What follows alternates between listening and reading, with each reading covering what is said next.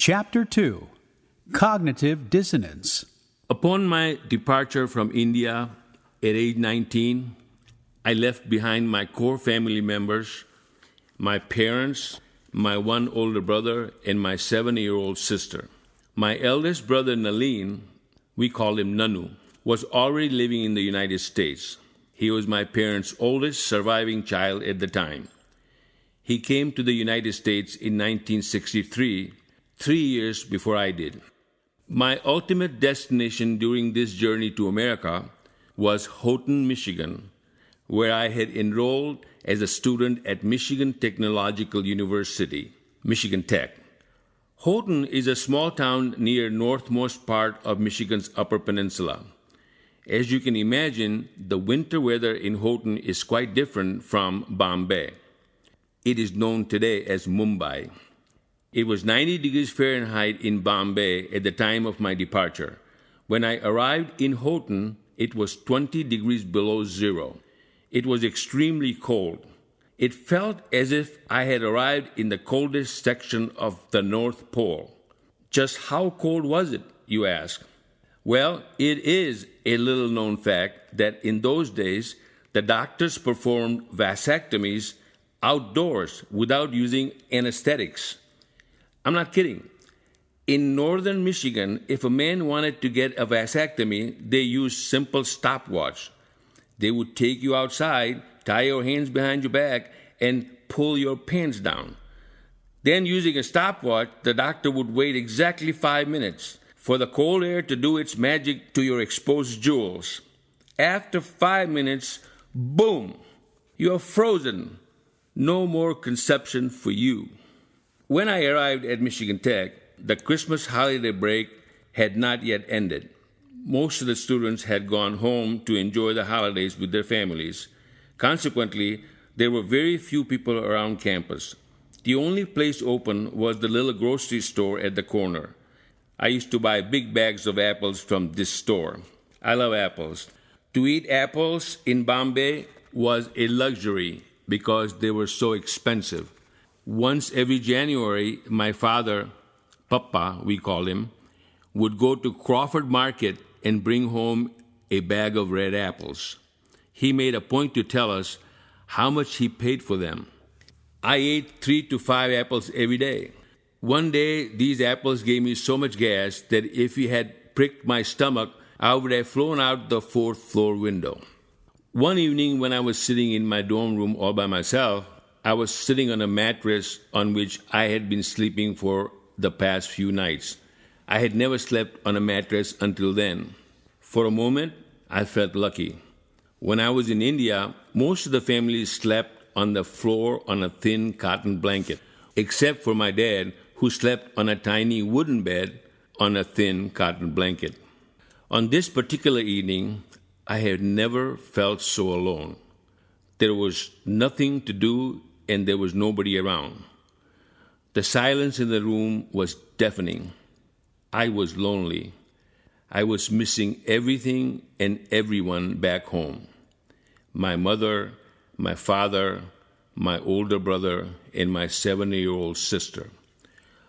Although my eldest brother Nalin was in America, he was attending school in Fort Wayne, Indiana. I was living many miles away from him. The rest of the family was on the opposite side of the earth. I missed my friends, my hometown, and my country. I had nowhere to go and no one to talk to. I started crying and got scared. Self-doubt was drowning my head. What am I going to do? I don't have much money left. From the money I had borrowed, I had used most of it to pay tuition and room and board for the rest of the year. A sudden realization hit me like a ton of bricks. Oh my God, my mother was right. I'm doomed. Maybe I was destined for a life of loneliness in America. I don't have any money. I'm 19 years old, can barely speak in English, and can barely understand what people are saying to me. If something happens to me over here, my family in India cannot help me. Who is going to help me? I started sobbing. I started to believe that I made a huge mistake. I wanted to go home, but I had no money to purchase a plane ticket. My internal debate continued. I asked myself, should I go back? Then I asked, what is there to go back to?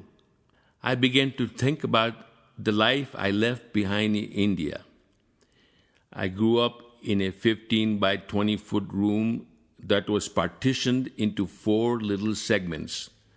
Divan Khanu, the living room, had 2 cupboards on one side of the wall. On the other side was a little study table and chair. The ceiling fan stayed on all the time like a gargoyle mask of malevolence. It made a loud humming noise. It was aggravating. Papa continuously reassured us that all the fan needed was oil. He was waiting for the price of oil to go down to fix it himself. Later, Ba, my mother, told me, your father does not know how to fix anything and is too cheap to have it done by someone else. So if you are waiting for it to get fixed, don't hold your breath. The second room, the bedroom, was where Papa and Ba and my little sister slept.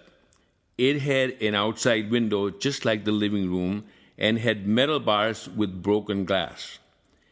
It stayed open all day and all night, allowing any flying object or animal to come in and out.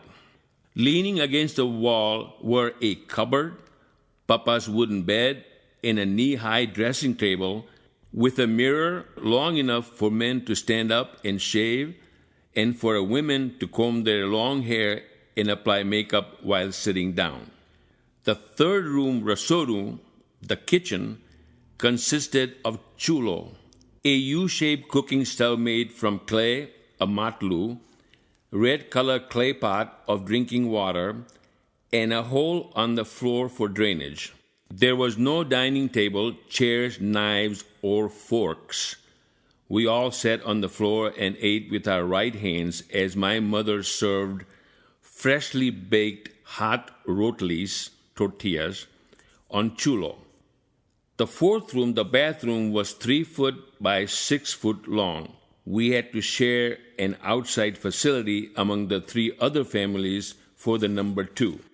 Both my parents' families originated from the town of Bhuj, a city in the state of Gujarat, India, which is one state north of Maharashtra, where Bombay is located. Because my family originated from state of Gujarat, our tongue language is Gujarati, which is the language of that state. We're also fluent in Hindi and Marathi, the language of Bombay. Like all Indian marriages of that era, my parents' marriage was arranged. My mother was 14 years old and father was 22. My maternal grandparents aggressively pursued this arranged marriage as they strongly believed that my father was an attractive candidate for my mother. His bachelor's degree in mathematics and doctorate in law gave him a promising future. Most significant of all, he was of the same caste as my mother's family. Soon after the wedding, my parents left Bhuj and moved to Bombay. They rented a little room and started family. In his early years, Papa had a very difficult time making any money as an attorney.